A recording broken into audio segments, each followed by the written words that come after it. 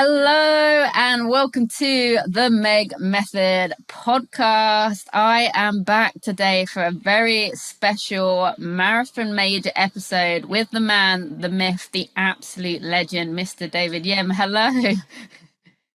Hey Meg, good to see my you. friend. Good to see you back. Thank you. Yes, I am back from Japan. What an unbelievable trip that was. I'm so excited for you to go back and do that again next year. I can't wait. And that's great to see so many of the restrictions were lifted from last year and people were having such a great time. But the big thing for me, the reports back, the number of people who pinged me on Messenger and said, the crowds were great. We didn't get the silent disco. It can no longer be the... I think I messaged you as soon as the race was done. I was like, my friend, it can no longer be called the silent disco because they showed up, they were loud, and I've never seen a race where the crowd is more dressed up in costumes than the runners themselves. It was like London Marathon in reverse. I did say the volunteers make more of an effort than some of the runners do. I mean, the number of people who sent me the video of all the Mario and Luigi's dressed up, cheering people on, and the Pokemons, and it was just incredible to see. I'm just really, really excited to go back there now and just experience the whole colour of the Tokyo Marathon. You know, I'm really looking forward to it. I'm excited for you, my friend. Like, you gave so many great details the last episode, which people went out of their way in Tokyo to stop and say that they listened to the episode and it was helpful. So I passed all of that wonderful feedback on to Yimmy. I've got to say that pizza place, right? I'm hoping I get a free meal there next time because I know you did, but I certainly got 50 messages plus of people saying, can you send me the name of this restaurant? There's one lady even said, I couldn't get in, but they've got another branch somewhere. And they went and they trekked to the other branch just to go and get this pasta, this carb loading meal the night before the race. Absolutely incredible. There's branches all over the city, and I think we booked them out, my friend. So thank you for your recommendation there. I went myself. It was tasty pizza. It was great. I'll have plenty of recs to come. I know a lot of people have asked me for a race report, so I'll be doing a special episode on that with a little race report of how that went. But today we are focusing on the Boston Marathon. It is the last big episode that we have to cover, and we have our 6-star finisher expert. I'm going to be coming with the coaching advice, but Yimmy is invaluable with all his knowledge on the 6 stars. We've done 5 of them now, a handful of them together, which I'm so grateful for. I have yet to do Boston, but I've been to Boston a couple of times now and I love it. It's such a beautiful, welcoming city, and Yimmy has got his race experience from last year, and you'll be going back again because you're doing the 6 all over again, aren't you?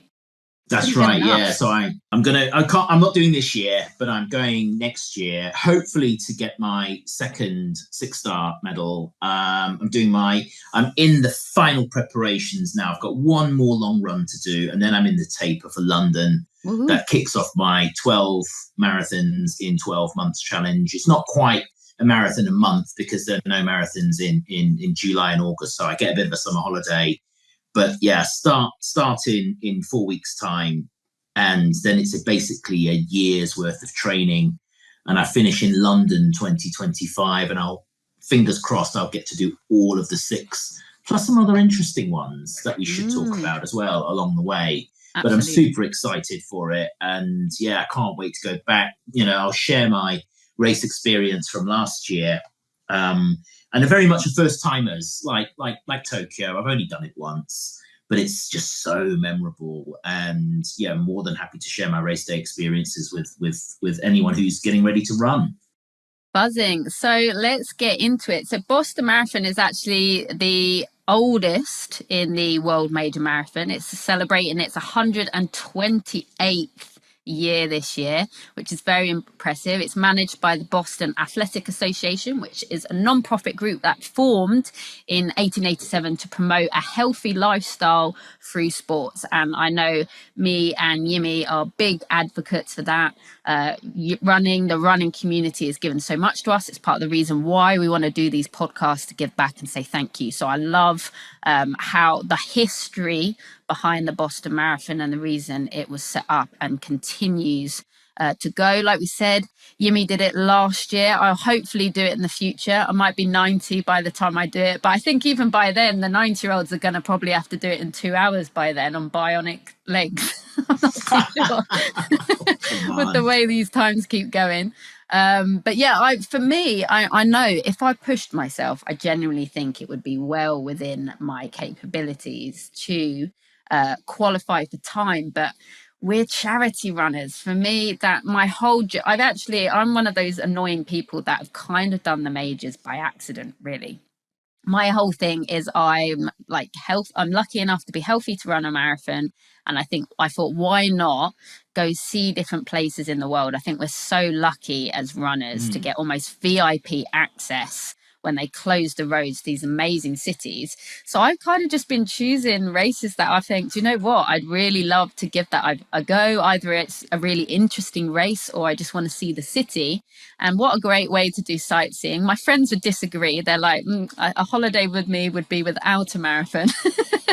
But I have had some VIP access. And actually, I've said this all along. If they turn around tomorrow and said we're taking the Star away from Boston, I do genuinely believe I would still love to run there. I think it's a beautiful city. It's got so much history to the race as well. Thinking about like the first female runner running in the marathon as well. Iconic. And what are your thoughts when you think of Boston Marathon? Well, you know what? We always do the 3 words. Mm-hmm. And I'm going to do this at the start of this one because you've touched on it already. I think and I have to put the word "the" in front of my 3 words because of how important the Boston Marathon is. You're right. It's the oldest modern major marathon, road marathon, city marathon. It is the original, the OG.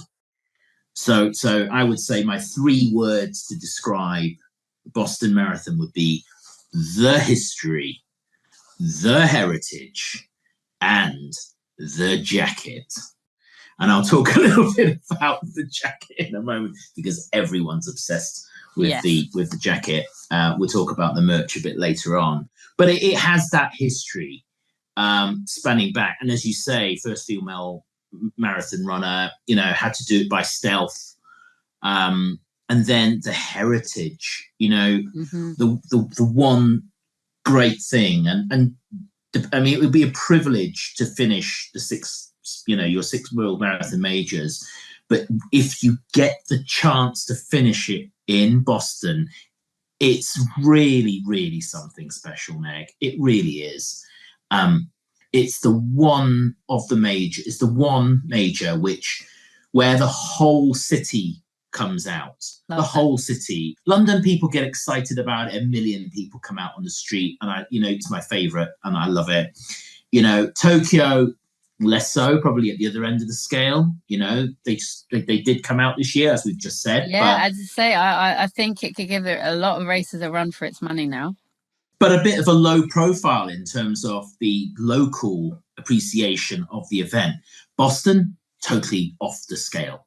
The whole city comes out. They even finish the baseball game on Patriots Day early so that the crowds can come out and cheer the Boston Marathon. Whole city goes marathon crazy. Restaurants will advertise, will wish good luck, put good luck messages out on boards in the street.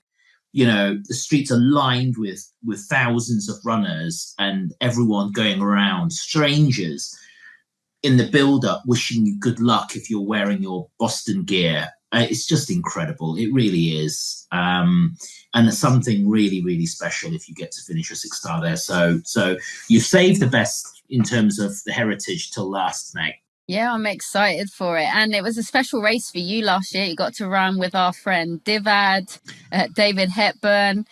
So I was absolutely made up that you could enjoy that moment and finish together. Even though not crossing the line together, but celebrate and share that moment together just made my day so special. You've both done so much for Young Lives versus Cancer, the charity. So for you both to get to finish your 6-star journey there together, it just made my day and was meant to be, I think. I actually get quite emotional thinking about it. I remember texting David, a place came up through Sports Tours, and I texted him, I only saw the message at like 2 a.m. or something. It was an email that I'd gotten earlier during the day, and I only read it later on that evening. Well, it was 2 o'clock in the morning, and I thought, oh my God, I'm going to text David straight away. And then I texted him and said, there's a place come up. I'm taking it you're interested. And he texted me back, and I went to bed, and I could see this first text message came in at 6:20. Are you serious? 6:21. You're joking, aren't you? 6:22. Oh my God, really? Is this happening? 6:23. Definitely, I'll be up for it. So, and this level of excitement, and we went out together. And we were staying in the same hotel. We were both with Sports Tours, and just being on that start line with him in that start line area. He went running his own race. Lightning McQueen. But just stepping onto that start line together and just saying, run well, go get your 6-star. I feel emotional about it now. I really do. And it was great to just spend that time. And also other friends like Steve Newbold, who was out there, who ran it in like a ridiculous time, like 2:50 something. And he had enough time to get showered and changed and come and meet David and I afterwards, after we finished, sort of thing. Another Young Lives runner as well. So it's just seeing so many friends out there achieving their 6-star goals and their 6-star dreams is just incredible. It'll stay with me forever. I love that. Well, an incredible finish to an amazing journey, and you'll get to do it all over again. And it's the one race people say, you know what, you've got coming up in your calendar, Meg. And I'm just like, well, I'm always free for Boston. Just putting it out there. I don't always know what's ahead of me, but I'm exclusively always free if a Boston marathon place becomes available. I'll bear that in mind. Yeah, just pulling it out there. But we've mentioned now a few different ways of getting into the race. So let's talk about that a little bit more formally and about the race itself. So it's actually the only major and rare for a marathon because it takes place on a Monday. It takes place on Patriots Day, which confuses a lot of people. It's not a Sunday race. And this year is no different. It takes place on Monday, the 15th of April, 2024. There's 30,000 runners. And it's arguably, I would say, one of the hardest marathons to get into, I'd say, physically. I don't know if you agree with that. Hands down. It is the hardest one to get in, full stop. And it's because there's a 30,000 field for Boston. Mm-hmm. And just looking at the stats for this year, there are 22,000 of those 30,000 runners who are qualified, who are time qualified, which means there are only 8,000 charity and other, i.e. sports tour company entries. So it is very, very much a very, very quick field. And getting the Boston qualification, that BQ is just so hard. I mean, they published the guide times on the website, and I think they took 5.5 minutes off the guide time after they applied the curve for the number of applicants this year. And so 11,000 applicants who believe they had a BQ time didn't get in. Mm-hmm. That's how hard it is to get into this race. And the other avenues are, I've talked about tour companies, but charity places. So difficult to get a charity place, and the fundraising requirements $5,000 to $10,000. Yeah, and you're looking more than 10,000 end, as I say, because it's so tight to get a place. They can get the people signing up for it. And the challenge for international runners running for an American charity, you know, as we're both charity runners, Meg, we both appreciate this. It's hard enough when you've got the narrative and the story for why you're running and raising money for a UK charity when you're a UK runner. You know, when you're trying to raise money for a charity that's quite remote, i.e. it's a US charity, that's really, really challenging. And I think it's so much harder to actually raise it as an international runner. I mean, people do, but it is more of a challenge than the £2,500 average fundraising requirement for a London Marathon place. Yeah, 100%. So my respect goes out to anyone who manages to get a Boston Marathon place, because I don't think any of the ways is easy, and it definitely takes some sacrifice and a lot of commitment. So just mad respect for you. I think that's why people have so much pride to share that they've got a Boston Marathon place. And I mean, I was reading like this year, if you are 80 plus, you still need to have a performance of less than 4 hours, 50 minutes. I mean, I'd be flipping thrilled if I'm still running marathons at 50, at 80. And I mean, I shouldn't be surprised anymore, because the amount of incredible athletes that I see out on the course of all ages, and as a coach, I see all kinds of amazing human athletic feats. But as an average for an 80 plus man to have to get 4 hours 50 minutes to qualify is amazing. To be honest, a huge respect for anyone who manages to get a place for Boston, basically. Is what we're saying. Absolutely. Yeah, it's so hard, but if you get a place, it's such a privilege. Yeah. And so shall we move on to how you would actually and when you would register for this place, for this race? Yeah, it's quite early on, isn't it? For the and the window for qualification is actually quite small. If I remember, it's sort of mid-September time. And there's only a week's worth of there's a week's window where you can actually apply. And it's about the same for the charity places as well, isn't it? Yeah. So just to use 2023 as an example, that's when you had to register for this 2024 race. That was on Monday, September the 11th, and it was closed by Friday the 15th. So not even a week. And I believe that the charity places open around the same time, around that September the 11th date. Sounds right. And as Yimi described, even the marathon places are hot and well sought after. So basically, you've got to be quick once those entries open up in September. So big respect for anyone who has gone, not only qualified, but whatever way you've gone about it, gone for that place, because they are not easily found. Getting to Boston can be expensive for non-American runners. I definitely wouldn't say it's the top of the price list for the majors, but it's up there. It is. I mean, from the tour company perspective, they're the most expensive tour packages. Okay. More expensive than Tokyo, and it's because they have so few places allocated. They get spread. All of these tour operator places get spread across all the operators.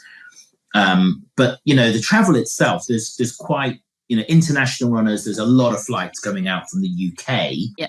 Going to Boston. It's one of the main routes, so it's you can pick up flights fairly cheaply if you book early enough. The challenge is you don't know if you've got a place until you know, and then there's a big gold rush for the flights. I do have a top tip. Okay, please. I do have a top tip. If you're going from the UK, actually, if you fly via Dublin, as you there's did, two advantages. We flew via Dublin. And two things. One, it's slightly cheaper, and you fly Aer Lingus, and they fly direct to Boston Logan Airport. But if you fly via Dublin, you can clear customs and immigration in Dublin before you get on the plane. Amazing. Did not know that was a thing. Yeah. That's a great tip. and you breeze through. When you've been to the US so many times, I've been to the US so many times, and it's not the getting there, it's having got there. You then in a immigration and customs queue for anything from 60, 90, 120 minutes, right? So getting that out of the way in Dublin was just a massive convenience. And I would I'd highly recommend it. Yeah. Just stroll through arrivals it was very, very simple. You just got off the plane and 15 minutes later you were walking out to catch the bus. Huge plus, because I always joke, you never know. As a UK citizen, I never know what I'm getting in America. I can't even believe I left it off the New York episode, but I was literally about to walk out of the New York airport. I'd cleared customs, and then I still got stopped by a police officer to check my bags, and I had to explain to him in great detail what a Percy Pig was. He thought it could have been a performance enhancing drug. I said, well, it makes me very happy, sir, but I'm not going to win it if that's what you're asking me. Brilliant. So yeah, to clear that in Ireland, that is a big plus. So yeah, with travel, it's always going to depend where you're coming from, obviously how expensive that's going to be. Yimmy's right in terms of the tour packages, of course, with them being so sought after, there is going to be a premium. As with anything, if there's fewer places, it's going to be a higher price. However, in terms of, from a lot of locations, the frequency of flights and the options, that's where it's kind of swings around abouts a bit in terms of accommodation, not too bad in terms of price, flights not too bad in price, but it's kind of levels out when you think about how much it costs a lot of people to actually enter and get a place. Shall we move on next to the Expo? Yes, let's do that. Do you want to talk about the location of the Expo and the timing? Yeah, for sure. So it's the Bank of America Boston Marathon Expo, and that's at John B. Hines Veterans Memorial Convention Center this year. That's 900 Boston Street, and it's located just blocks away from the Hines Convention Center stop on the MBTA's Green Line, as well as from the Green Line's Copley Station. So that is actually near the Boston Marathon finish line. This year it is Friday, April the 12th, Saturday, April 13th, and then Sunday, which is very weird to say again for a race, but Sunday, April 14th. Of course, on the Sunday and Saturday, it's slightly earlier open time, but the same finish time of 6 p.m. But as always, you cannot pick up your bib on race day, which is the Monday this year. To collect your bib, you'll need your bib number pickup pass, which will be emailed to all athletes ahead of the Expo, and you'll need your photo ID. You have to claim your own bib, and people cannot pick it up for you. As well. Anything else to add in terms of location or anything like that, you mean? Do you know what? You're going to get to Boston and you're going to go and want to visit the Boston Marathon finish line on Boylston Street. Mm-hmm. Everyone does it, right? If you want to know where it is, just follow the signs to the library. And it's right outside the library. The library sits in Copley Place, which is a big square in the commercial centre of Boston. And Boylston Street runs right alongside it, and it's a permanent fixture. The Boston finish line is always there, and they build the gantry around it, and it's like a mecca. Mm-hmm. You go and go and see the finish line, and you can actually walk from the finish line to the Hines Memorial Convention Center. It's not that far; it's a 7 or 8 minute walk. But, you just follow all the other runners because everyone is heading in that direction. The crowd. It's the best part about these marathons. Absolutely. Now, when you get there, it's actually a huge, sprawling centre inside. So it's open 11 till 6, as you said, on Friday, Saturday and Sunday, 9 till 6. It's just busy all the time. So you just get down there, get your bib, make your arrangements to go down there.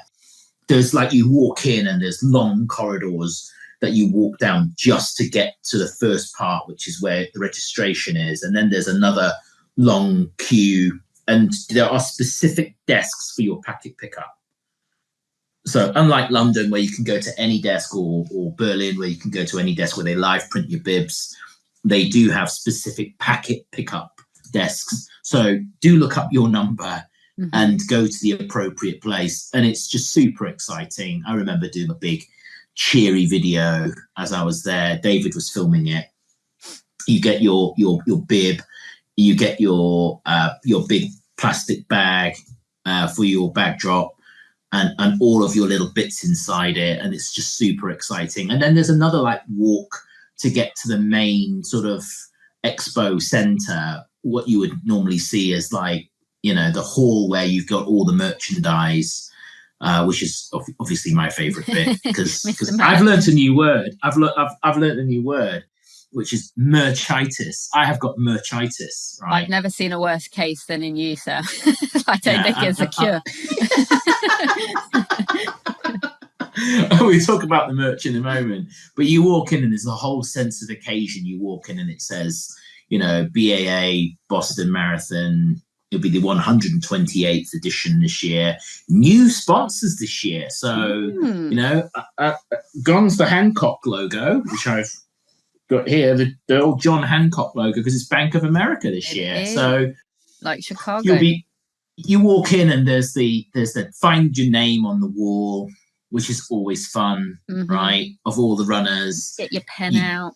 Get your pen out. You go to the Abbott stand and they've got the wall of legends, 6-star legends there, and you go and write your name on the big A, like we did when we were in Chicago together. I still have fond memories of that, and in New York as well. Cool. And then there's the merchandise, and it's Adidas merchandise. Quite interestingly, I was hoping that it would be on the same lines and at the same level as Berlin Marathon. Yeah. But they didn't really have, they only had like 2 or 3 designs of T-shirt. And that surprised me. Yeah, it was strange actually. And then they were selling sort of like cotton printed tees as well.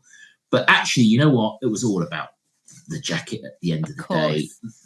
The finisher sorted after Boston Marathon finisher's jacket, and it was strange because last year it was this new style jacket without the embroidery. I mean, the social media went off the charts of the fact we had embroidery gate.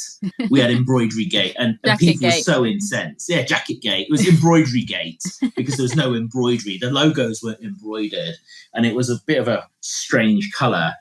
And I actually went, having run the race. I got David and I our favourite coloured ones with the embroidery on the back, right? And I feel like I've run it now, so I feel, you know, I've earned the right to wear this jacket. 100%. You know, he doesn't take it off. I can smell him from here. The expo itself is a pretty big place, as you would expect. Strangely, though, this year they had a lot of. They didn't have as many. I was told. Well, last year I was told there wasn't as many. There wasn't as many stands where people were. So like Garmin didn't come because Adidas had launched their own watch, their own running watch. So there was a lot of restrictions in terms of other merchandisers coming in and really promoting their gear, which I thought was a bit sad. I agree. But there was a stage though, and listed on the website, there's a whole timetable of inspirational presentations. I actually found that was off to one side. It wasn't really set front and center like you have in London, for example. It was more like in New York. Remember in New York, it was in that sort of back corner. Yeah. Yeah, it was very quite strange. Obvious. It wasn't. But, you know, if you don't want to hang around and get merch at the actual expo, there are so many places across town. You know, Marathon Sports, which is a marathon running shop, it was just behind. It was just behind where the finish line is. They actually set up a tent outside their store, selling all the merch there. You can go to the Fan Fest as well, which is it's a new location. Last year it was right there in Copley Place. so it's easy to walk to. Now it's in City Hall Place, I think City Hall Plaza. So the Fan Fest is presented by Dick's Sporting Goods this year, and that's City Hall Plaza, and it's free and open to the public. So lots of you've got the Boston Marathon champions, live music, activities, final race clinic. So yeah, if you don't manage to catch that buzz at the actual expo itself, then we definitely recommend getting down to the Fan Fest to soak up. Yeah, absolutely. And that is fun down there because a couple of things. One, Adidas had a concession actually at the Fan Fest, and they've got the BAA logo, and it's quite funny. You get your jacket and you get your bib and you do your bib number photo in front of the BAA logo outside the Fan Fest. Actually, there was a queue for, this is just crazy, people queued for like 3 or 4 hours to get a personalized patch put on their jacket with their name on it. I mean, I queued for like half an hour and thought, no personalized patch, even with my merchitis, no personalized patch is worth waiting more than an hour for. And there were people who were crazy. They were standing there for like 2 or 3 hours to get this personalized patch put onto their jacket sleeve. I mean, you talk about not spending too much time on your feet prior to the race, and people were just standing around. And I just thought, you know what, it's not worth it for me. But what was cool, if you like beer, Samuel Adams, the local brewer, they have a special Boston Marathon brew. Love that. And they had a whole tent there where you could go in and get your Samuel Adams brew. And that was at the Fan Fest as well last year. But there's a big stage and there's like live music and it's a real buzz. Again, I talked about the whole city coming out. And around that Fan Fest was just an incredible buzz and an incredible atmosphere where everyone was celebrating the marathon and getting involved. Families were there and it was just so much fun. I love that. There seems to be so much pride around the Boston Marathon, not only for the runners, but it's so nice to see that for the locals as well. I know you can go to some of these places and the marathon just seems a bit of a nuisance, like kind of want it there and gone as quickly as possible. But there really is so much pride for everyone involved, it seems, with the Boston Marathon. So that's a little bit information about the Expo and about the Fan Fest area. An important thing to note about the Expo and starting bibs and stuff, I believe, you can correct me if I'm wrong here, Yemi, but new this year is that you actually had to prepay if you want to drop your bag off on the day. So I think that's a new thing that comes in place. Now that is new because last year the gear check was free. And that on race day, it's so well organized. You walk through Boston Common, you walk down to where the buses are, where the gear check buses are, and they are like school buses. All these yellow school buses are all parked up there, and it's just incredible. And they stay there, and effectively you then walk back to it afterwards. And you literally go in there with your bag, you drop it off. You get this other little bag that you can take with you with your food and stuff to the start. Yep. Because the start, it's a point-to-point race. I'll come to that in a moment. But yeah, you take any other stuff with you in a small bag, and you get on that on the buses up to Hopkinton. But yeah, your other bag, you just leave it there on the bus, and the bus stays there. And when you finish, you walk back to the buses and pick up your gear. It's really well organized. So there we go. But I believe that is new to this year's race. Wow, didn't know that. For your bag in advance. So let's get on to that start area then. So it's strongly recommended to get to the start in Hopkinton on race morning by using those official BAA buses that Yumi talked about, because there's very limited parking, as you expect, on race day, and a lot of parking garages are actually closed on that Monday. It is Patriots Day, so they do strongly recommend that being the way to get there. Bus loading this year will take place on Charles Street between the Public Garden and Boston Common, and participants who wish to check their gearing on race morning must do so prior to boarding the buses. You need to, if you paid for that checking gearing, make sure you do that before you get on the buses. Yeah. And on race morning, participants, like Yumi mentioned, may check in their clear plastic finisher area gear bag at the designated area, which is on Boylston Street and Berkeley Street beyond the finish line. And this area is 2 blocks east of the finish line and 1 block west of Boston Public Garden. You cannot, just to repeat again, bring your bag on the buses or check it in at the start line. Yeah, there's no bag check at the start line, and it's a strange thing because we do need to remember to come back to talk about the 5K, which we can do at the end. But if we started to talk about the start line now, you check your bag, you walk over to the bus queues. You can see there's a few shops that have opened early in the morning if you didn't get time to get your breakfast. One of the lads that we were with insisted on buying these long life croissant things to eat on the bus. It was raining all the way there. It's about a 25-30 minute journey to Hopkinton, and you just basically board all of these buses, and the atmosphere on those buses is incredible. We got chatting to a young lady who was running her first ever marathon.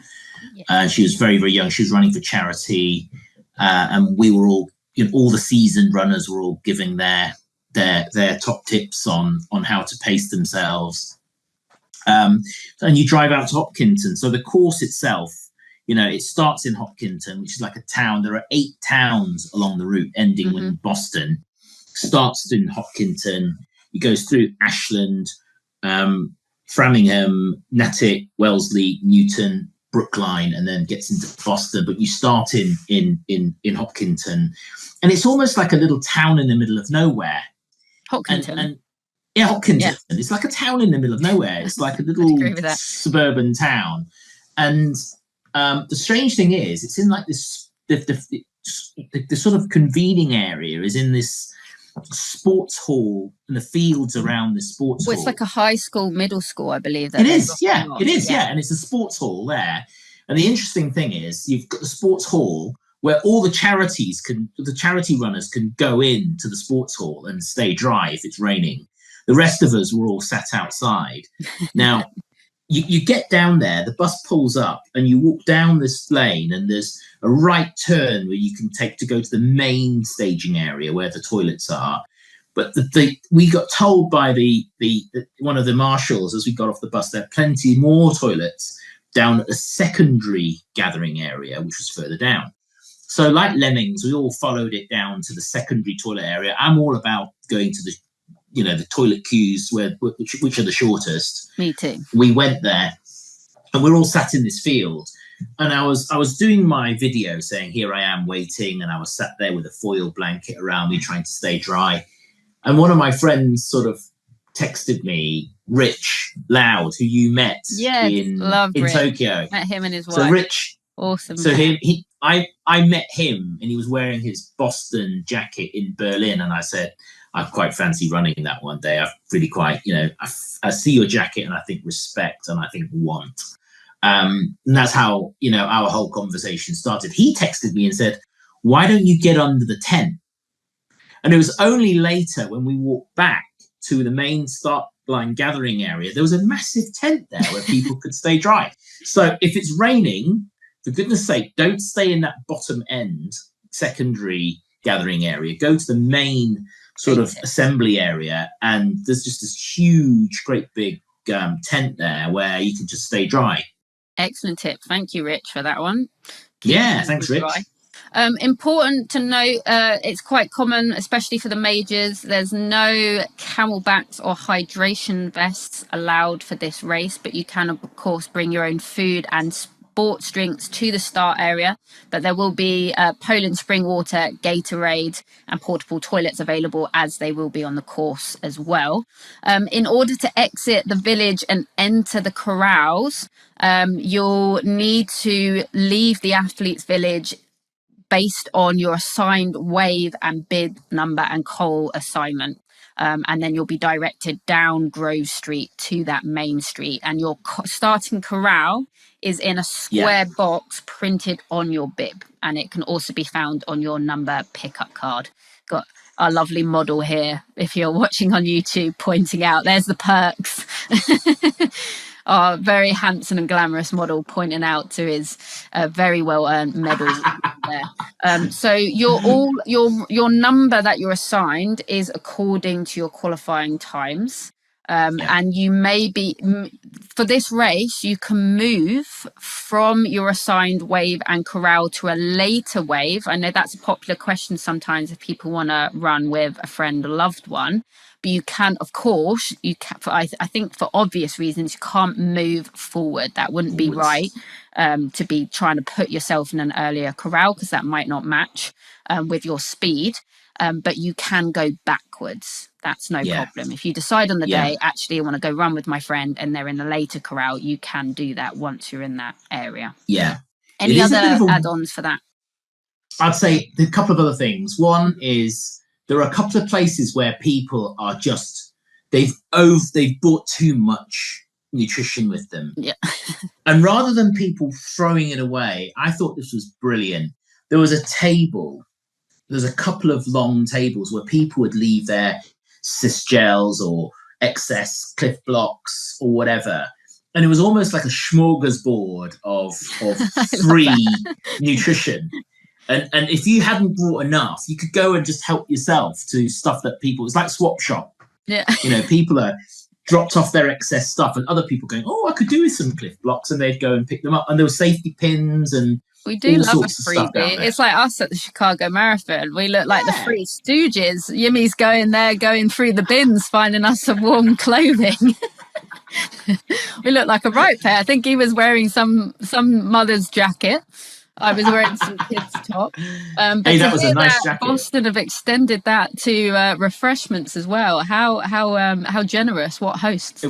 It was brilliant, and it is quite a long walk from the start line area, the assembly area. 0.7 miles, corrals. I read. Yeah, It is. It is quite long. Now, there is, as you leave the start line area, don't worry if you still need the loo, because there are another set of loos just before you get to the start line. So you're walking down the corrals, and it's like all the other majors. It's you get pushed into your corral, and you're walking along, and they're quite strict about checking bibs and stuff. And then the next thing you know, you're walking along, and then there's this final sort of like area where there are toilets and stuff. And I've got to say, the start is the weirdest thing, right? How so? So in London, so we talked about let's talk about the most epic start of all the majors, Berlin. Yes. Right? That column of runners. Mm-hmm. You can see the gantry right at the end. You turn around behind you, you can see the Brandenburg Gate, the whole column of runners from Brandenburg Gate all the way to that start line gantry, right? And everyone's doing the whole clap thing and getting all fired up. London, you're in the Red Start, you're in Greenwich Park with a long column of runners. You turn left and there's a big gantry. Mm-hmm. The Boston Marathon start is like there's a start line thing painted on the floor, just like the finish line, and it says start line. And then there's these two really small sort of like stands on either side, and that's it. And that's the start line. And it caught all of us by surprise. We're all happily walking down there, cheering. One of our guys, Rich, he was still wearing his fleece top, and like the next thing you know, we're like 5 meters from the start line, and he's like having to rush off to take his jacket off to go and discard it. Right? I bet that was a Garmin nightmare. People panicking with it. That was a Garmin wearer's Strava's worst nightmare. Oh my God! It was like, this is the start line, and like it was a massive panic, and we almost missed the start line because it just took us by surprise. It's like this nondescript place where suddenly, unless you're in the front of the corral and you hear the cannon go off and everyone runs off, it just appears out of nowhere. So watch out for that. And from then on, it's go, right? Yeah, and there's four starting waves for this one, right? So you've got the wheelchair starting at 9:02 a.m. and then you've got wave 1 starting at 10 a.m. and then I think it's about every 25 minutes to the next one. Yeah. And there's a course cut off. It's 6 hours from the last runner crossing the start line. So 6 hours, which I do appreciate. Like 6 hours is quite tight for a lot of the marathons. Even some of the other majors are a bit more generous with that. So 6 hours is a tight cutoff. However, I do appreciate it's from the fact of the last runner crossing the line rather than the starting gun time. I think that's a little bit fairer. For those back of the pack runners. Shall we talk about the course? Let's do it. Right. So, interestingly, or not interestingly, as the case may be, this is one of the least remarkable courses of all of the majors. Right. This is a shock, isn't it? But it's no less of an event and an occasion. Oh, right? Momentous, but in terms of actually sightseeing and things. Yeah. I mean, Meg, somebody asked me about, what's the course like? And I said, basically, in summary, you run downhill for 10 kilometers and it's up and down. It's not all the way downhill. You run up and downhill for 10 kilometers. There's a sort of flat bit. You turn right, you turn left, you run a bit more, you turn right, you turn left, and then you're finished. Mm-hmm. That's it. There are 4 turns on this entire course, right? It's a point-to-point race. You start in Hopkinton, as I mentioned, all the towns earlier. You end in Boston. The first mile, I'd say, is probably the steepest, if not the steepest, it's the second steepest descent. Mm-hmm. So straight away, the gun goes. And if there's any race, I would say, where this applies, more importantly than any other race, like New York, we say the first mile is uphill on that Verrazano Narrows Bridge. Don't run too fast and you'll knacker your legs up. Yeah. Boston is the reverse, but the same is true. You run slowly because you're going downhill. And if you run fast downhill, the first thing you do is going to smash your quads. You've got to be careful. And it's a rolling course. That kind of defines the route of Boston Marathon. It's iconic hills. So everyone says the first 10 miles are downhill, first 10K is downhill, right? And it's true, but it's not all downhill. It's rolling hills.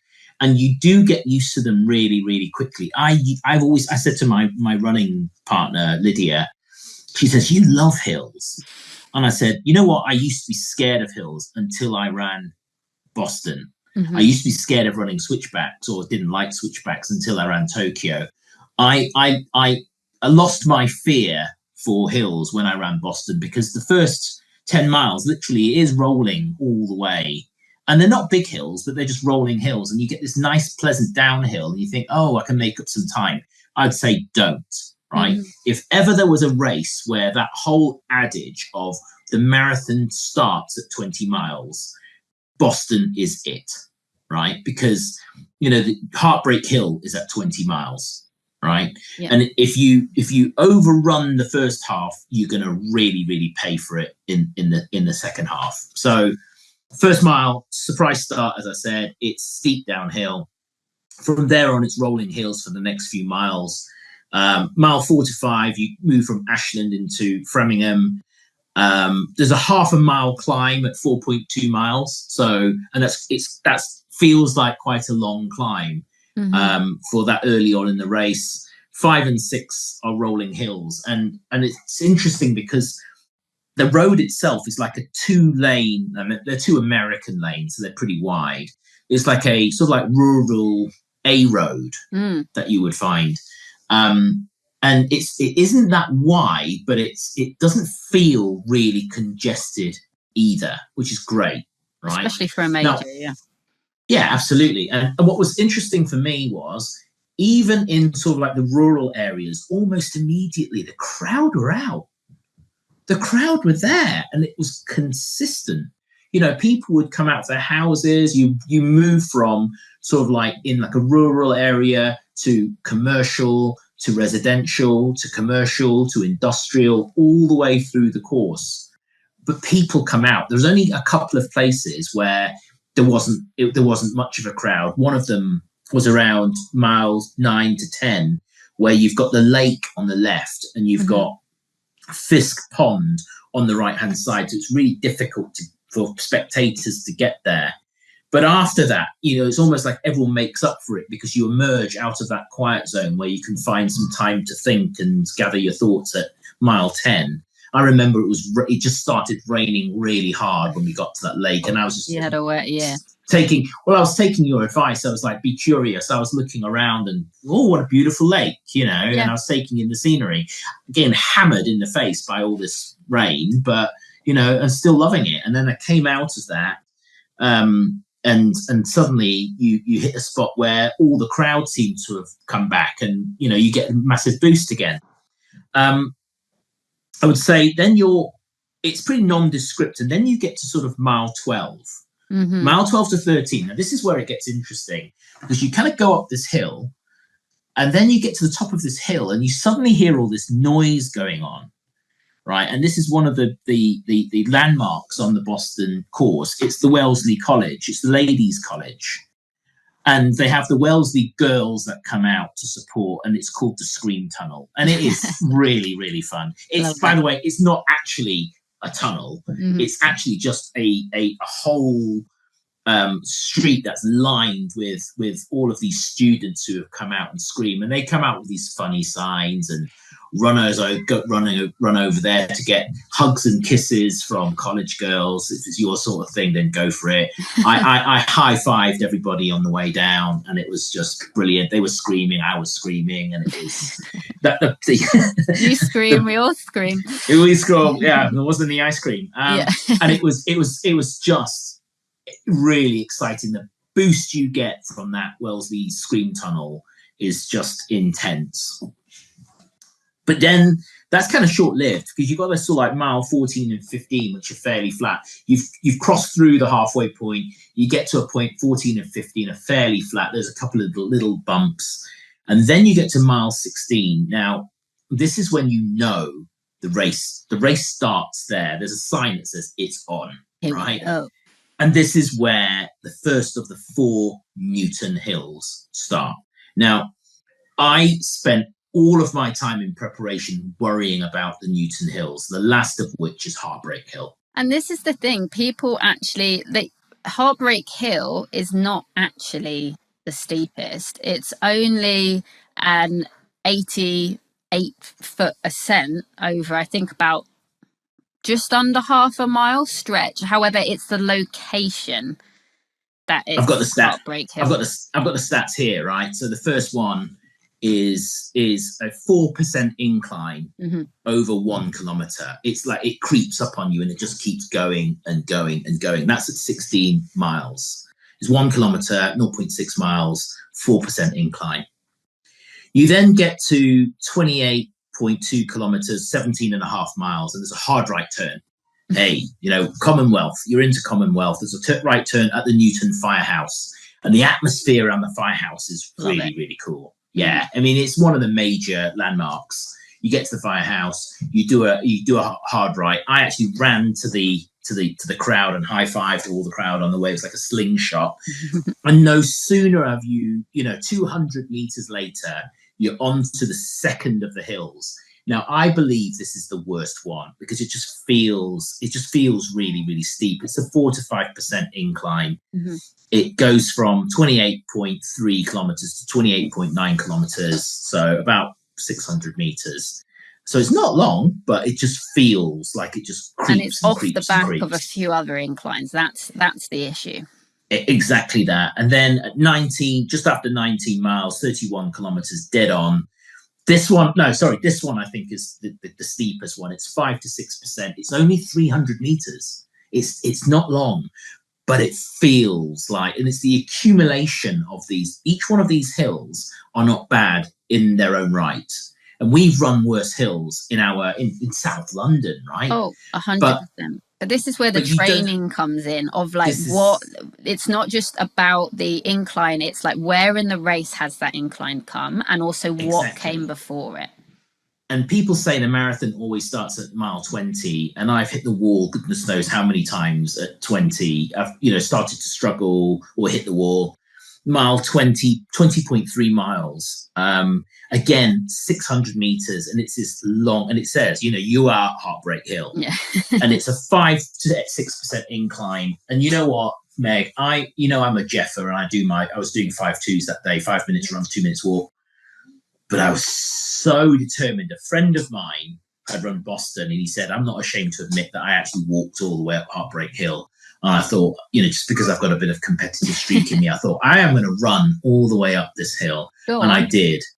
And you know what? If you can crest Heartbreak Hill and feel like you've still got something left in your legs, then those last 6 miles, that 10K to the finish, are going to be great, right? So the strategy is save your legs until you get to the hills, right?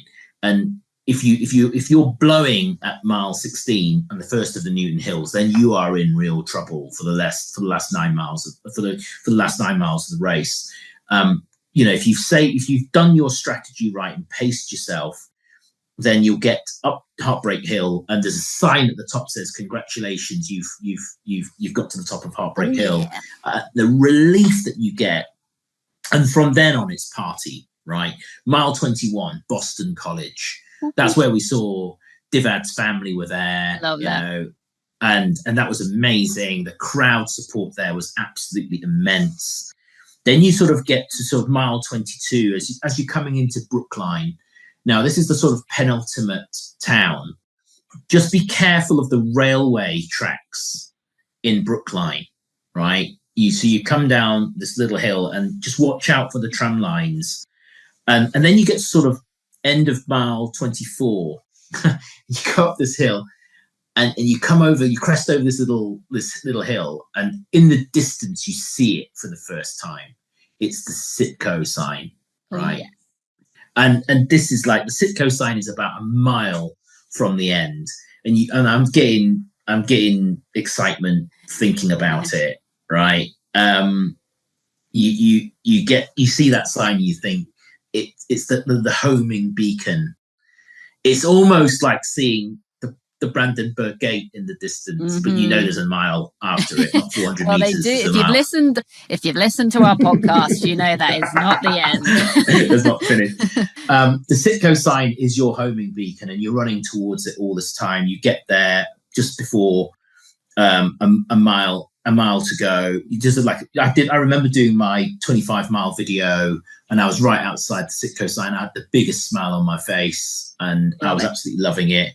Get to mile 26. There is like this underpass, which is so cruel. You run underneath this underpass, and you're going downhill, and somebody had painted like Boston Strong on the bridge, and of course to commemorate the Boston Marathon bombing. And there's a whole sense of that history there as well.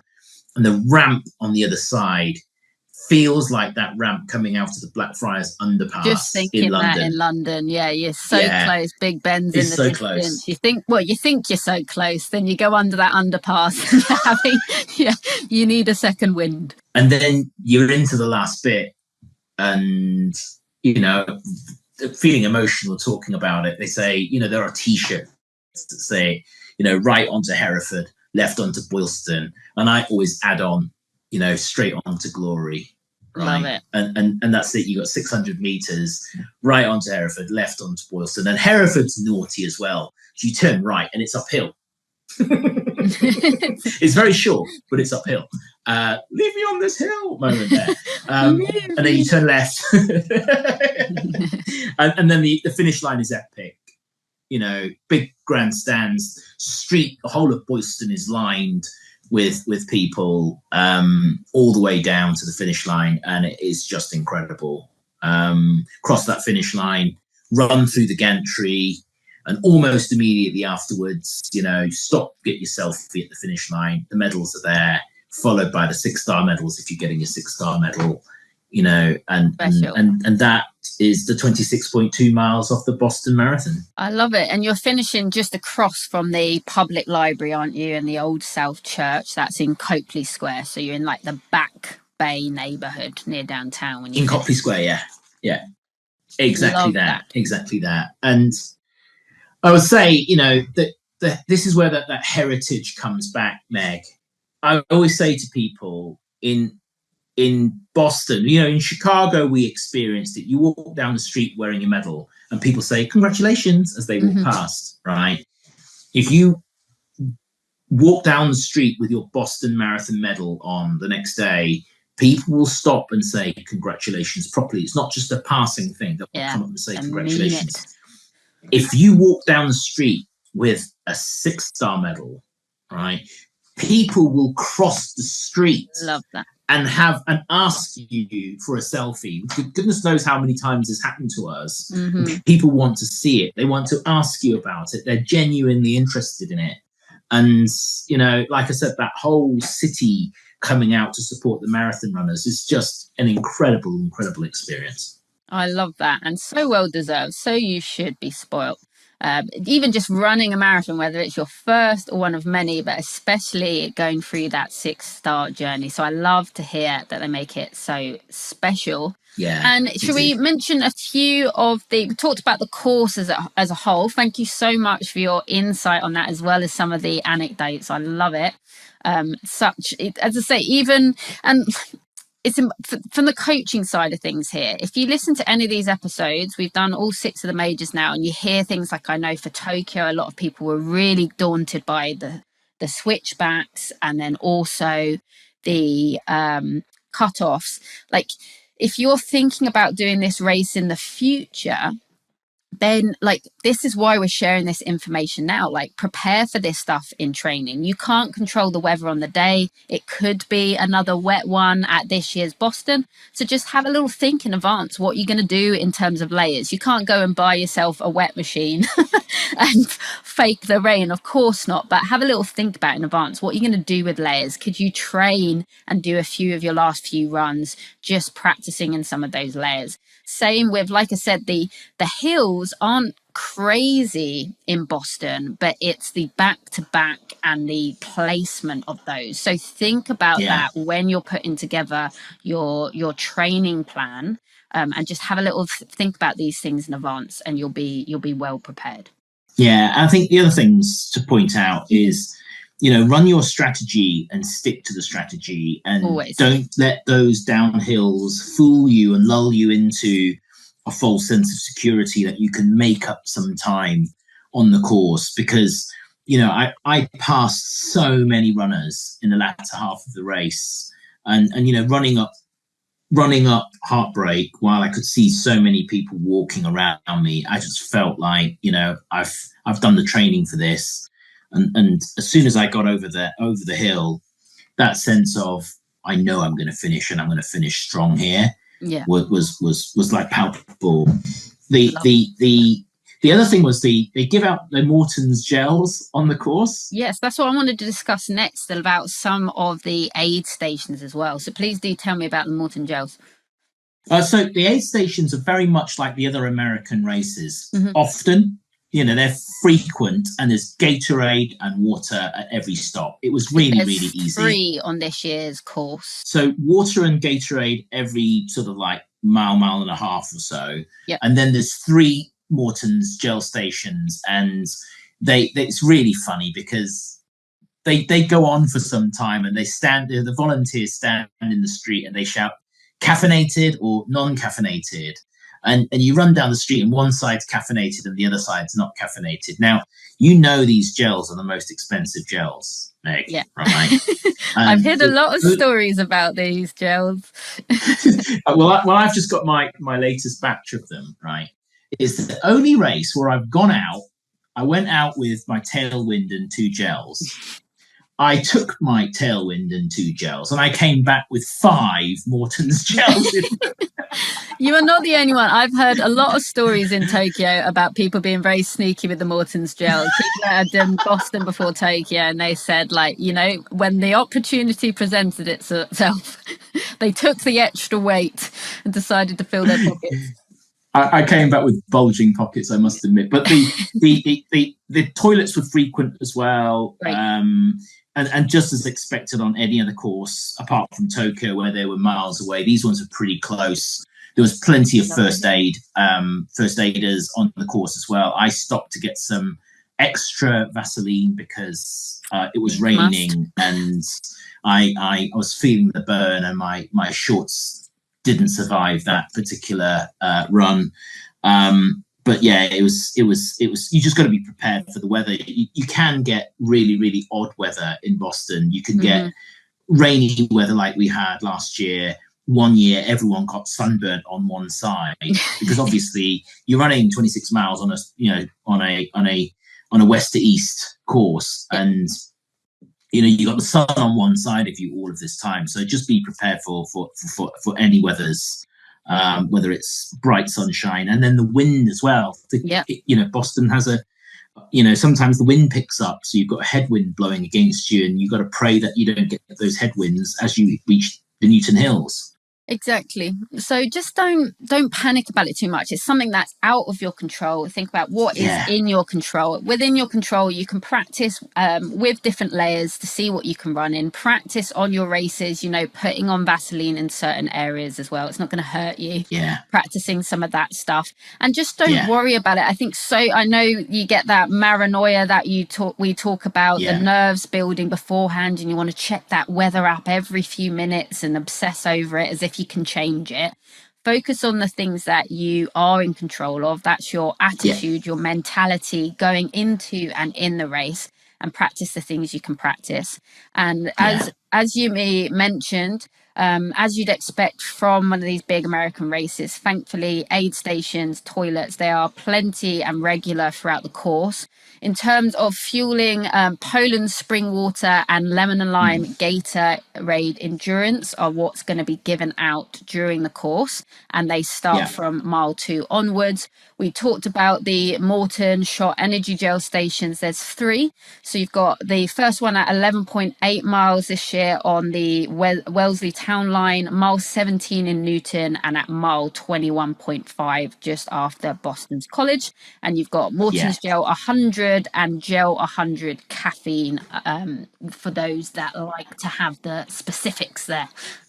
Really, really well stocked, really well organized, like the US races are. And important, as you said at the beginning, of all places, Boston is the place you can't wear hydration vests. Nothing over the shoulders because of the rule changes that happened post the marathon bombing. But I wore a belt and it was fine. They actually I think I've talked about my race strategy before in terms of nutrition. I carry one bottle of Tailwind ready mixed, and then the powder in the spare bottle, which is empty and hot. Just as I run out at halfway, I run over to the aid station and ask them to fill my soft flask for me. And a very nice lady was very kindly doing it for me. I stopped, I pulled over at the aid station, and she was like pouring this water in from this Poland spring bottle, like she was decanting a fine wine. Oh, I love it. I was stood there thinking like, come on. Did you get a napkin over the arm as well? She was very, very nice. She was very so polite. Oh, let me get this for you, dear. And she was pouring it for me, and I was thinking like, can we just pour it a bit quicker, please? This is affecting my stride. But yeah, very accommodating. My legs were seizing up and I was beginning to freeze because it was cold. But yeah, so there's the race details. A few extra things as well before we forget. I know a popular question was, is there a blue line? Because we just did the Tokyo Marathon episode. There was no line for that one. If you've run Berlin, you would see the infamous Adidas line is back. So that's the cool 3 stripes along the route. So there is somewhat of a blue line to follow. Cool. That's the Adidas stripes. And then in terms of, I know people like to talk about markers as well. There's digital clocks positioned at every 5k mark and key mile locations along the route as well, and they indicate the unofficial running time from the official start time. So shall we talk the finish line? How would you describe your moment crossing that finish line, especially as that was your 6th star, Yumi? Oh, it's just incredible. very emotional. It's very wide. It's like you see this thing. It's I liken it to the finish line in New York, where there's like a big gantry and you run through the gantry in this big Boston Marathon finish line painted on the floor. My top tip there is there are cameras all round there pointing down from the gantry. So you've got to make sure you've got your arms up in the air. I've got a great photo of me just screaming out with all the emotion of crossing the finish line. And they move you on pretty quickly. You want to get out of the way. You walk through the gantry, and straight after the gantry, there's like a whole army of volunteers ready to, you know, to receive you and to point you in the direction of the Boston Marathon medals. And, you know, I was getting my 6th star there, so I felt a bit sorry for my Boston Marathon medal. It sort of got put on. I was kind of over there. Thank you very much. Whatever. Keen to get over to the 6-star sort of stand, and there was a big stand there where, you know, the volunteers came out from Abbott's, and I was so emotional. I just went up, whether she wanted to or not. I just gave her a massive hug. Love it. There's a great photo of me just screaming out and punching the air. And Boston Marathon put it on their Instagram page, which is you were giving the college girls a run for their money in that race. Should they have thought you coming in for the kiss? All that screaming. Oh, it was so emotional, and then it feels like quite a long walk to get to the friends and family area. Yeah. So we walk down, and it's like you walk down and it's one block over, and then you turn left and it's a couple of blocks after that, and it's quite a long. I just remember it just got really, really cold, and because it'd been raining all day and the wind had really picked up, and just freezing cold. And Divad and I were just stood there waiting, like we're looking for each other at the end of the race, and it was just so emotional. And then you have to schlep back over a couple of blocks to go to the bag trucks. Yeah, I've had the feedback to be patient at the end, because it could take around 30 minutes to potentially get out. I'm not saying you're walking necessarily for 30 minutes, or potentially you are. You are actually, no, you are, because it's you're hobbling for 30 minutes. Yeah. It's not quite as frustrating as New York's one, where you're walking up just to walk down. Yeah, you will intimately know Central Park by the end of New York. Check out that episode if you want to know what we're talking about. So Boston's pretty good. I mean, the friends and family area is pretty well signposted. And then you trek over to pick up your bags. The bag guys are really, really efficient. They just bring your bags out for you. And then, you know, we then walk back through Boston Common and all the way back to our hotel. So, you know, it's quite a lot of walking at the end of it, but the atmosphere is incredible because there's so many people who are just celebrating at the end. I wonder what it's going to be like this year without the Fan Fest. I mean, they've taken down the Fan Fest on race day anyway, but there was a lot of people in Copley Square. So you could like just mill around in Copley Square. But this year, that Fan Fest is at City Hall Plaza, so it's not going to be there. So I wonder what it's going to be like this year. But great atmosphere. Love that. And in terms of people like to know tell us what the freebies are, what are the goodies. So, of course, when you finish, you get that iconic, well sought after unicorn medal. Now, I think it might be Medalgate this year, because when I was looking up about the finishers' goodies, for the race, there does seem to be a bit of upset with, of course, it now becoming Bank of America. Some people were upset with the addition of the sponsor to the medal. They didn't like it adding on to that unicorn medal, but, you know, it is what it is. These races need sponsors to keep going. But you've got that iconic unicorn all the same. I personally love it. I think I can't wait to get the unicorn medal. I think it looks super cool. Do you know what? There are bigger things in the world. Like, I'm still wearing my Boston jacket, right? So does own naming. You know, there are bigger things in the world to get stressed about. And, There was one year when the New York Marathon had the big apple medal. Oh, that was rage, wasn't there? Some people loved it and some people hated it, right? I quite like my New York Marathon medal all the way up there, with the logo on it. And people didn't like I mean, you know what? It's the memory of running the race for me, right? The medal's like the icing on the cake, right? And, yes, it was John Hancock had their name on the ribbon, and it was the Boston Athletic Association. They had their just that on the medal itself. You know what? If it wasn't for Bank of America sponsoring it, would they be able to put on the event? Exactly that. And at the end of the day, you can be guaranteed after 26.2 miles, you are finally catching that well sought after unicorn. You will get your unicorn medal. It's iconic amongst the especially the major marathon medals. Also in finish line goodies, you will get Poland spring water. Of course, your finish medal, you get a heat sheet, which will be particularly useful, especially with Yimi saying it can be a little bit cold at the finish line depending on the weather.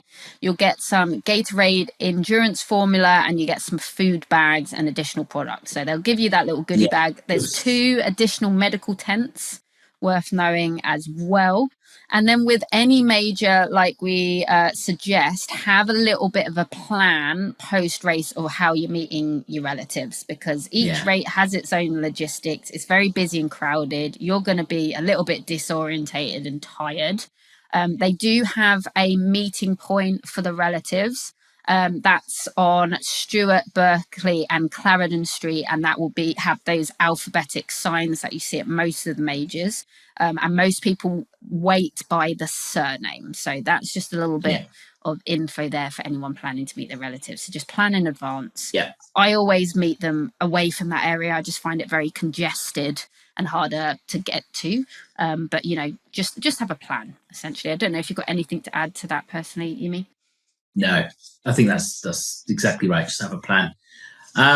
3 other things to talk about if we finish talking about the race. The only other thing I was going to say is those return buses run till 7. So you've got plenty of time to get on them if you need to get back to where you want to get to. Yeah. And that it begins those buses from 1 p.m. if you're a Lightning McQueen. 3 other things to talk about. One, most relevant to the marathon, is the medal engraving. Yes. You're going to want to get your Boston Marathon medal engraved while you're there.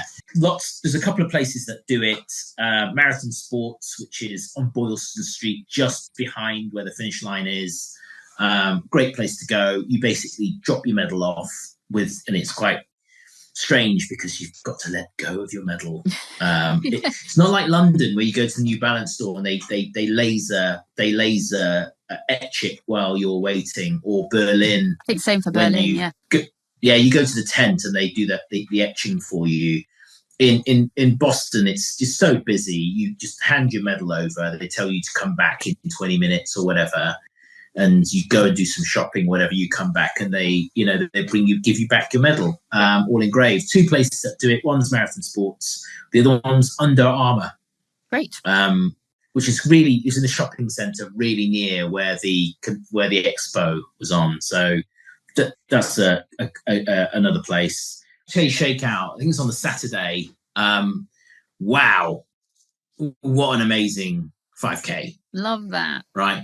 The biggest 5K, there's like 10,000 people ran this 5K, right? And all of us in the Sports Tours crowd did it. Divad was there. Steve Newpold was there. Lee and Rich and all those guys who were all on the tour together with us. It was such a great atmosphere. 10,000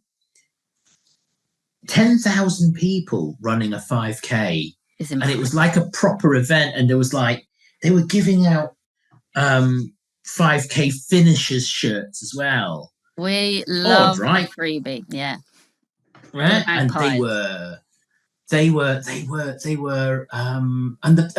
5K medal. There was a Boston 5K medal as well. So, and this is an event where all the family can get involved. So there were kids running it. there were spouses and partners running it, parents running it. It was like a real family affair. It was really, really good. It was so well organized. I really love Boston that Common. when I see that, because I like so often for these majors, like you're going like you're so involved in it yourself, right? Because you're like, I've got to get myself there. I've got to do all of this stuff, and it's your race. So when there's a little opportunity for your kids to get involved or your partner and do these 5Ks with you, I think that's really special. So I love when they open that up to family. I think that's really special. Yeah, it's just really inclusive, which is great, because I think there are aspects of the Boston Marathon with the qualifying which does take the shine off it slightly, in terms of, and I've got to mention it because this is the only race of the 6 where I felt like I had imposter syndrome. And that's because of the qualification time and the fact that 2/3 of the runners are qualified, Boston qualified. And it felt like, I didn't deserve to be there. Even some of the merch, actually, that they sold pre the race was, the design said Boston qualified. And obviously I hadn't run a qualifying time, so I didn't feel I deserved to wear one, which sounds a bit silly, Meg, but it's one of those things where you and I were both into making events inclusive and having everyone being involved. And this is the only one where I felt, wow, I really feel like I don't deserve to be here. But strangely, as soon as I started, all that went away. Love that. And when you're walking around town with your medal, whether it's a singular medal or you've got your 6-star as well, it didn't matter at all. People didn't care whether you ran with a charity or ran with a tour company. It was only in the sort of build-up. And I've got to be honest about it, because that's how I feel about it.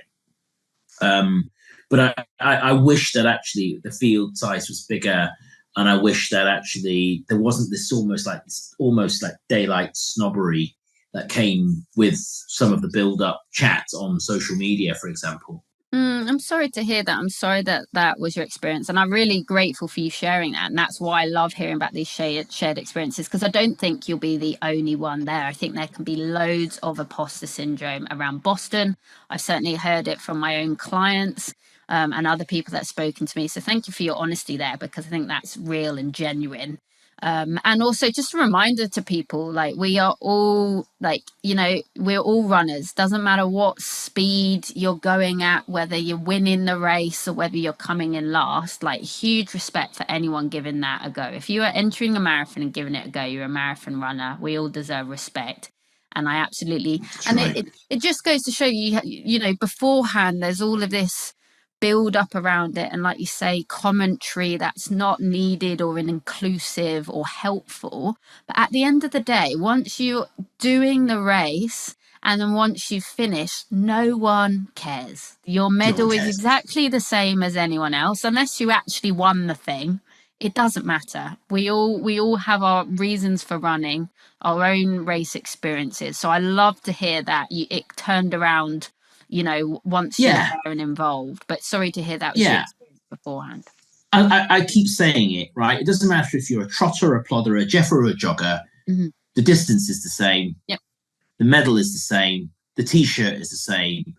And the achievement is exactly the same, right? So, and I'm glad that actually when it, post-marathon, people celebrate. Nobody asked me whether I was a charity runner or a tour company runner. Nobody cares. You got the medal. You've done the distance. And as we discussed at the start, like, genuinely, out of any race, this more so than anything else, I just have huge respect for anyone who's run it. No matter what option you've chosen, there is no easy way to get into Boston. It's going to have caused you sacrifices. You're going to have had to put a lot of training into it, whether it's taken a massive financial hit from you, a physical hit from you, the fundraising, whatever way you've got in. All I've got is like love and respect for you for doing it. And like Yemi says, the medal's the same. No one cares or asks afterwards. And just enjoy that celebration. And bringing it back to celebration, there is a mile 27 post-race party. So like Yumi said, there's not that fan fest at their end anymore, but there's what they call basically mile 27. That's presented by Samuel Adams. Yumi brought that up earlier with they've got their own special Boston race beer. So that is at the city, back at that City Hall Plaza. You do need to buy tickets for that post-race party. There's a unique code to get them for $5 if you're an athlete, and if you want an extra guest to come along, it's $15 for each additional guest. Is there anything else you wanted to cover race-wise? No, not race-wise. I've got a couple of other sort of tips for general travel. Me too. I'd love to hear, so please do share. Talking about Boston, I think the big thing to do on the Saturday or the Sunday is go and see the Sox game in Fenway Park. It's the atmosphere is so good, and even if you don't understand baseball, go and see a ball game. The atmosphere was great, and you just buy the tickets, you go and get your Red Sox gear, more merch, and actually it's easier to work out than cricket, let's just put it that way, and it was just fun. So go and see the Sox game, and then I've got a couple of food recommendations as well. Right, just in line with that Sox game recommendation, that's what I love about American sports, actually. Like, it really is a spectacle and entertainment. So if you're going out there, and especially going with your family and looking for things to do, you really don't even have to know much about the sport that you're watching. Yeah. It's I think very different to UK sports in that really they really do big up that entertainment side of things. Like, half the time I've gone there and I'm not even really paying attention to the sport. Sometimes there's so much going on in terms of, like, you've got halftime shows, you've got all of that stuff. So I definitely agree with Yumi there. If you can go and catch a sports game, and especially at somewhere as iconic as Fenway Park with the Red Sox, one of the most well-known baseball teams in the league, definitely worth giving it a go. And I know you had some fantastic food recommendations as well, Yumi. Love to hear them. Let's see if we can sell out another restaurant. I know. I should try and take commission for this. So my two places I would recommend, there's so many I've been to. I've been to Boston many times with work in the past, and I've always enjoyed going to Atlantic Fish, which is on Boylston Street. That's more of a sort of like post-race, more upmarket type place to go to, not really for carb loading, but right there on Boylston Street. Classic every time. Go there and have the clam chowder, because it is so tasty. The other place I would recommend is a place called Trattoria Il Panino. Nice. And it is in the North End. I'll send you the details so you can put it in the show notes, actually. Absolutely. David and I discovered it completely by accident. Like, my big advice on night before the race is book. We were lucky to get like the only table in this place, and it was the pasta was absolutely incredible. Lovely. But all around that North End, on that street, it's on Parmenter Street. All up and down that street are just loads and loads and loads of Italian restaurants and places where you can find to eat. But it does get super busy, obviously, the night before race day, before Patriots Day. It's the Sunday night. So do book. It's advisable to book. Yeah, if you've learned anything from us, if you've followed us along this 6 major marathon podcast journey, we say the same thing every time. The night before race day especially, but also post-race celebrations as well. Yeah. If you know there's somewhere you want to go, book in advance, just to avoid disappointment, because you'll find from 5 p.m. onwards, you might even struggle to be eating at 10 p.m. in some of these places, and you want to get a nice early night, so book in advance. I've been to Boston twice, absolutely not to run the race yet, but I absolutely love it. It's an amazing city, so welcoming. My parents actually loved it more than New York. They just found it a lot more sort of calmer, a smaller version of New York in their opinion, but I loved loved Boston. Like I said, even if they took away the medal, the finishers, the 6-star, I would still want to run there. Places that I would note that I loved, I went to Mike's Pastry on Hanover Street. They are big for their cannoli in Boston, and Mike's Pastry is one of the best spots for it. And also, if you want to try some Boston cream pie, Mike's Pastry is a good one there. There can be a bit of a line, but it moves quick, and I thought the staff were amazing and generous portions.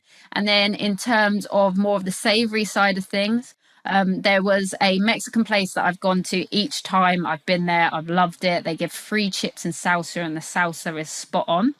And that is Sol Azteca, and that is on Beacon Street. And I'm a vegetarian, so I always like to make a note for my veggies out there. They do have some good veggie and vegan options there as well. And I believe the first time I went there, I was gluten-free, and there were some options on the menu for that as well. Always check in advance. In terms of sightseeing, lots of amazing things to do in terms of sightseeing. Obviously, we already mentioned trying to go to Fenway Park and seeing a game. The Freedom Trail is probably one of the most notable. That's a 2.5-mile long path through Boston that passes by 17 locations that are basically significant to the history of the United States. And you have things like Bunker Hill that is on that as well. So if you do the Freedom Trail, you will actually see a lot of the main sites around Boston, Bunker Hill being one of them. There's Boston Common. That is actually America's oldest public park, which I don't think a lot of people know. That was established in 1634. And then you've got places like Quincy Market and Fenwell Hall Marketplace, and they have lots of stores and restaurants around there as well. And I believe on the Friday and Saturday the market really comes to life, if I remember correctly. Anything else to add on to that, Yumi? A couple of things. One, go and see the Boston Tea Ship Museum. Lots of good music. Right, so lots of history there. And go grab a beer at the Cheers bar. Yes, of course. Bring it back to I think that's a great way to finishing off with a nice cold beer at the iconic Cheers bar. That's all I think I have to add this episode. Anything you think we've forgotten, Yumi? No, I think we've been pretty comprehensive in terms of coverage, but always happy for people to reach out on socials. Ping messages on Instagram. More than happy to answer as best as I can. Like I said, I've run it once, been to Boston a few times, but always have good memories of that experience, and happy to share any tips or lessons learned from the actual event.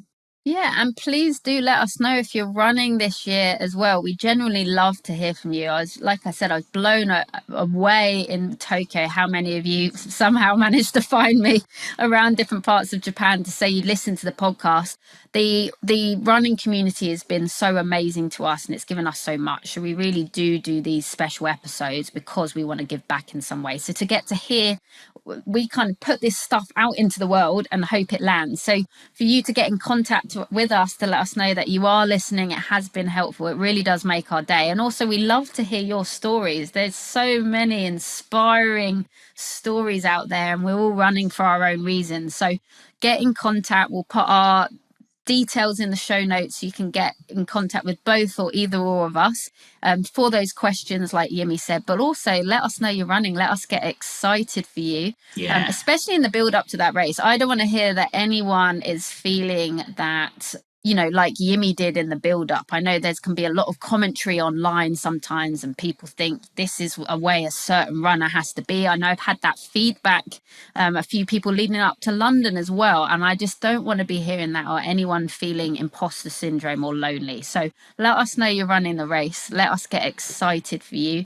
If you're new to this and this is the first major marathon podcast of ours you're listening to, we have covered all 5 of the other majors as well in big detail, so please do go back and listen to them. And then we also did a special episode at the start of this year, just letting people know that throughout this year we will also be doing shorter top-up episodes.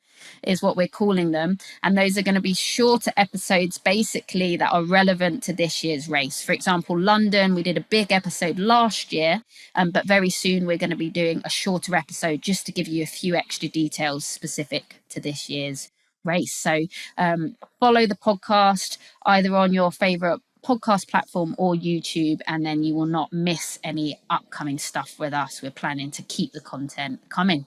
Anything I've missed there, Uni? No, bang on.